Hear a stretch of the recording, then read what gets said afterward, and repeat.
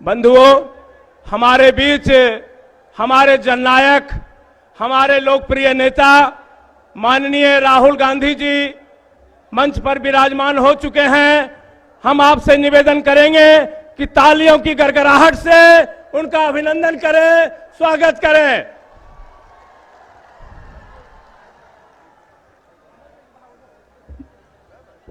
हम अपने लोकप्रिय नेता राहुल गांधी जी से निवेदन करेंगे कि वो आज राष्ट्रपिता महात्मा गांधी जी की पुण्यतिथि है, उनकी तस्वीर पर पुष्प अर्पित कर उनको श्रद्धांजलि करें। साथ में हमारे प्रदेश अध्यक्ष अखिलेश बाबू, प्रभारी कपूर साहब आएंगे और उपस्थित होकर के उन्हें श्रद्धांजलि दिलवाने का काम करेंगे।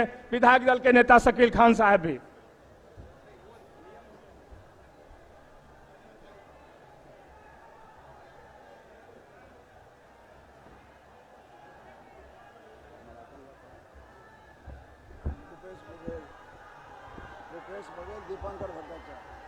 हमारे बीच दीपांकर भट्टाचार्य जी हैं, माले के राष्ट्रीय महासचिव, और छत्तीसगढ़ के मुख्यमंत्री भूपेश बघेल जी, पूर्व मुख्यमंत्री भूपेश बघेल साहब श्रद्धा सुमन अर्पित कर रहे हैं। अजय कुमार जी सीपीआई-एम के और महबूब साहब माले के विधायक दल के नेता भी श्रद्धा सुमन अर्पित कर रहे हैं।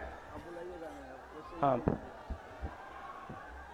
अब विधिवत आज की जनसभा की कार्रवाई आरंभ की जाती है।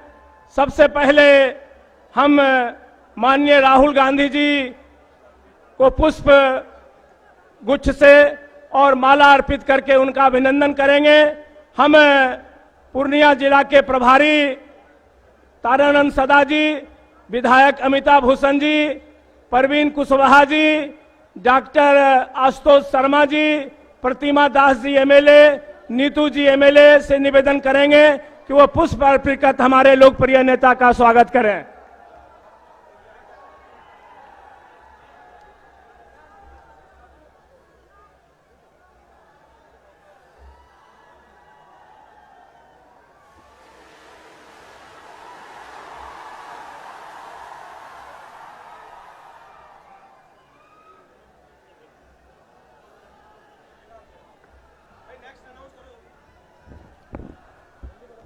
पूर्णिया जिला कांग्रेस कमेटी के तरफ से सम्मानित अध्यक्ष नीरज कुमार सिंह और छोटू सिंह जी से आग्रह है कि वो पारंपरिक माला, मखाना के माला से माननीय राहुल गांधी जी का स्वागत करेंगे।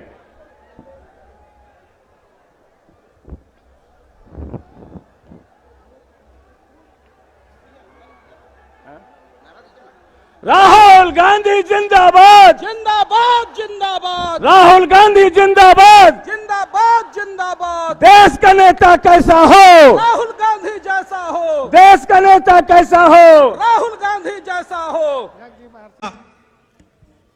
भाइयों और बहनों, प्रेस के हमारे मित्रों, आप सबका यहां बहुत बहुत स्वागत, नमस्कार।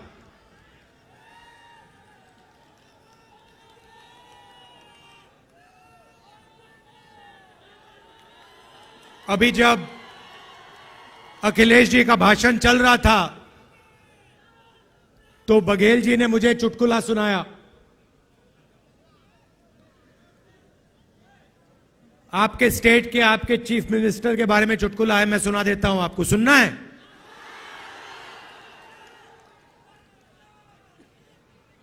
तो आपके चीफ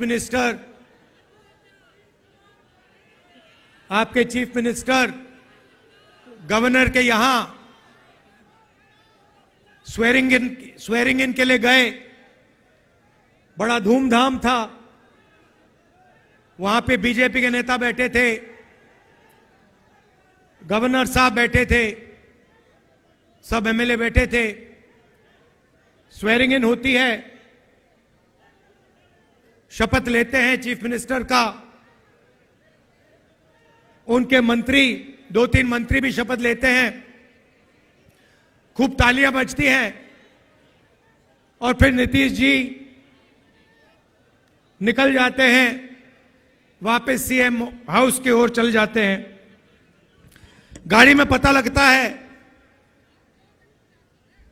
कि वो अपना शॉल गवर्नर के घर में छोड़ आए तो ड्राइवर से कहते हैं भैया चलो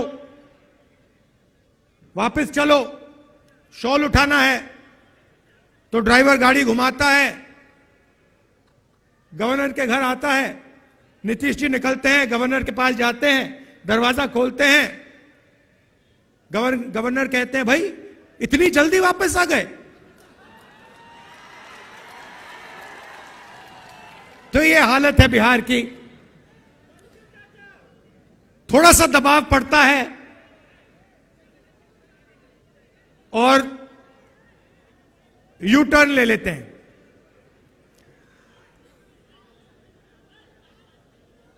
दबाव क्यों पड़ा? क्योंकि बिहार में हमारे गठबंधन ने एक बात जनता के सामने रखी है। इस यात्रा में हम 5 न्याय की बात कर रहे हैं, उनमें से एक न्याय, उसको आप सामाजिक न्याय कह दीजिए, उसको आप हिस्सेदारी कह दीजिए, उसको आप भागीदारी कह दीजिए, उसके बारे में हम काम कर रहे हैं। मैंने पहले भाषणों में कहा है कि इस देश में अलग अलग वर्ग के लोग हैं। पिछड़ी जात के लोग हैं, दलित हैं, आदिवासी हैं, माइनॉरिटी हैं, जनरल कास्ट के लोग हैं। हर समाज में कमजोर लोग हैं। ओबीसी समाज देश का सबसे बड़ा समाज है। मगर अगर मैं आज आपसे पूछूं कि इस देश में ओबीसी समाज की आबादी कितनी है, आप इस सवाल का जवाब नहीं दे सकते। दे सकते हैं? कोई नहीं जानता। और मैं सिर्फ एक बात आपके सामने रखना चाहता हूं। आप देश के किसी भी सेक्टर को देख लो, सरकार की बात करनी है तो मैंने पिछले भाषणों में कहा, जो देश की सरकार को चलाते हैं 90 अफसर हैं, आईएएस के अफसर हैं। 90 में से 3 ओबीसी वर्ग से आते हैं। और अगर 90 अफसर पूरे के पूरे बजट के बारे में निर्णय लेते हैं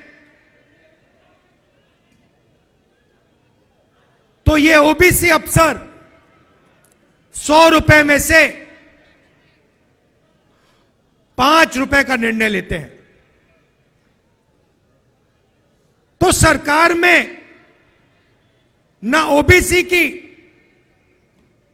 ना दलित की, ना आदिवासी की भागीदारी है। सरकार को छोड़िए, हिंदुस्तान की सबसे बड़ी 500 कंपनीज को देख लीजिए, उनकी लिस्ट निकालिए, उनके मालिकों के नाम पढ़िए, आपको उन नाम में से एक दलित, एक आदिवासी, एक पिछड़ा नहीं मिलेगा।